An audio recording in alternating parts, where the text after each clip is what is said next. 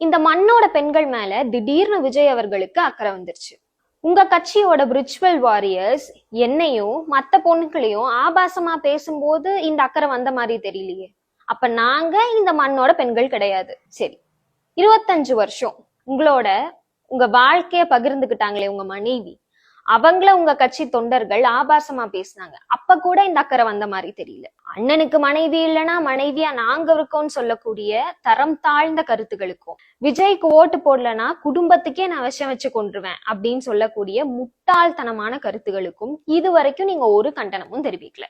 அப்படி நீங்க ஒரு சிறந்த தலைவரா நினைக்கிறீங்க அப்படின்னா ஒரே ஒரு பத்திரிகையாளர் சந்திப்பு மூலமா உங்க கட்சி தொண்டர்களுக்கு ஒரு அறிவுரை சொல்லி இருந்திருக்கலாம். இந்த தேர்தல் நெருங்குற நேரமா பார்த்து திமுக மேல தேவையில்லாத குற்றச்சாட்டுகளை வச்சு நாடக அரசியல் நடத்திட்டு இருக்காரு விஜய். மக்கள் பார்த்துக்கிட்டே தான் இருக்காங்க.